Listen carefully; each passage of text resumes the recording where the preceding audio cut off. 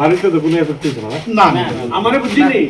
আমাদের পুলিশের যে রিপোর্ট সেটা পটকা হয়তো একটু মানে পটকা পাঠাইছে, আর এটা যেভাবে আছে দেখা যাচ্ছে এটা চুঙ্গার মধ্যে ঢুকে দেওয়া দিয়েছে। এটা মানে তাদের মধ্যে একটা টেস্টও করছে বুঝতে যেটা ফাটে। This news is brought to you by Himalayan International Residential School, Siliguri, West Bengal. মানে এইভাবে যদি কাউকে এরকম কোন ইন্টেনশন মনে তো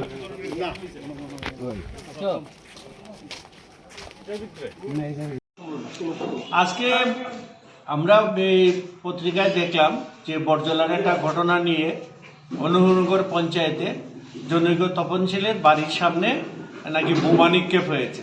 সেই পরিপ্রেক্ষিতে সিপিএমের যে বিধায়ক তিনি এলাকা পরিদর্শন করেছেন এবং থানাতেও গিয়েছেন। পরবর্তী সময় খবর পেয়ে আমরা ওখানে আমাদের পঞ্চায়েতের প্রধান, উপপ্রধান, আমাদের কার্যকর্তা এবং নবনিযুক্ত যে মন্ডল প্রেসিডেন্ট রাজীব শাহ এবং আমি ওখানে যাই, তপনশীলের সাথে কথাবার্তা বলি।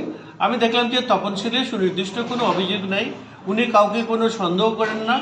আর এমনিতে দেখলাম ওর বাড়ির যে বাউন্ডারি ওয়ালটা আছে তার পাশে একটা ছিদ্র ছিল, সেখানে হয়তো পটকা জাতীয় কোনো জিনিস রেখে দিয়েছিল কেউ, এইটা ফেটেছে, ওখানে কিছুটা বালি সিমেন্টের টুকরো সরে গেছে। কিন্তু আমাদের বক্তব্য ওই জায়গাটায় যে ওই খবর পেয়েই যে সাথে সাথে বিধায়ক এখানে ছুটে গেছেন এবং বলেছেন যে দুষ্কৃতকারীদের মানে এই ঘটনা, এবং বাড়ির মালিক যে হচ্ছে একজন সিপিএম এর কর্মী, তো এবং এটা বলেছেন যে এটা দুষ্কৃতকারী, তারপর আবার সিপিএম এর কর্মী, আইন শৃঙ্খলার অবনতি, এই যেহেতু অনেক কথা উনি বলেছেন। আমরা যেভাবে দেখছি আমাদের এখানে যথেষ্ট ভালো আইন শৃঙ্খলা আছে, রাজ্যে আইন শৃঙ্খলাও আছে, এখানে আমাদের প্রচুর কর্মী সব দিকে আছে। আমাদের সাথে উনি কথা বলেননি, যদিও উনি আমাদের সাথে কথা বলতে বাধ্য নয়, কিন্তু উনার যে আচরণটা সেটা এইভাবে যে একটা সেন্সেশন তৈরি করা, আইন শৃঙ্খলার অবনতি বা এরা করছে, সেটা আমাদের কাছে পছন্দ হয়নি। তো আমি বলবো উনাকে এইভাবে বিভ্রান্তি না করা। সিপিএম কর্মী শুনেছি, আমরা ওনার সম্পর্কে আলোচনা করেছি, যারা করেছে তারা দুষ্কৃতকারী যদি হয় তাদের নিজস্ব কোনো জাত নাই, ওরা সিপিএম বা কংগ্রেস দেখে ওরা আক্রমণ করে না। তো এই জাতীয় ঘটনাকে ফলে রাজনৈতিক রং চড়ানো, সেটা আমাদের পক্ষে মেনে নেওয়া সহজ নয়। এবং এইগুলো আমাদের বিশ্বাস যে ওরা, কারণ সিপিএম কি করে, ওরা হামলা, মামলা, ঝামেলা আর পরনিন্দা, পরচর্চা এবং যে অপপ্রচার, এইটা এখন বর্তমানে হাতিয়ার। ওদের তো আর কোনো সংগঠন নেই।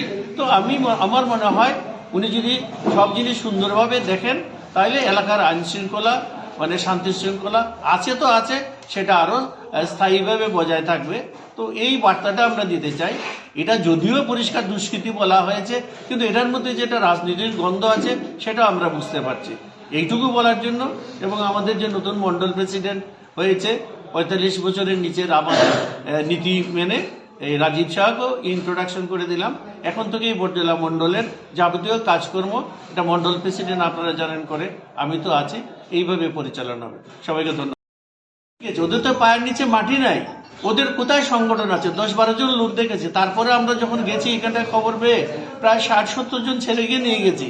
প্রথমে আমাদের প্রধান, উপপ্রধান, আমাদের এখানকার আরো 20-25 জন এখানে গেছে। ওনার তার কোনো অভিযোগ নেই কারো বিরুদ্ধে। ওর মেয়ে পড়াশোনা করছিল, একটু ভয় পেয়েছে, আওয়াজ শুনেছে সবাই। তো এইগুলোকে একদম সাংঘাতিক একটা সিপিএম কর্মীর উপর হামলা, তার মানে কি বোঝায়? আমরা রাজনীতি করি, এই কথার মধ্যে কি বোঝায় যে সিপিএম কর্মীর উপর হামলা? তো এইগুলো আমাদের বলার উদ্দেশ্যে, এইভাবে সবকিছুকে রাজনীতিকরণ ঠিক না। আর আমরা রাজনীতিকরণে বিশ্বাস করি না। আমরা মানি এবং জানি সবকা সাথ, সবকা বিকাশ, সবকা বিশ্বাস, এইটাই আমাদের রাজনীতি। এইভাবে আমরা চলার চেষ্টা করি। এটা কি এখানে শান্তিপ্রিয় জিনিসটা নষ্ট করার উদ্দেশ্য তো বটেই, নাহলে অন্য যে অনেক ঘটনা ঘটে। উনি কি সব জায়গায় ওনারা যান? খালি সিপিএম কর্মী থেকে উনি গেছেন, আমরা সিপিএম কংগ্রেস কর্মী থেকে যাই না। ও সিপিএম কর্মী আমাদের সাথে খবর আছে, কিন্তু প্রায় শখানেক লোক ওর বাড়িতে গেছে, প্রধান, উপপ্রধান, তারা তাদেরকে এশিওর করেছে। আমরা চেষ্টা করছি, থানাতে ওসির সাথে কথাবার্তা বলেছি, ওসি আমাকে বলেছে যে এটা একটা পটকা জাতীয় কিছু হবে, এইটুকু হয়েছে। অত সিরিয়াসলি পুলিশও নেন, আর এখানে আইন শৃঙ্খলা যথেষ্ট ভালো।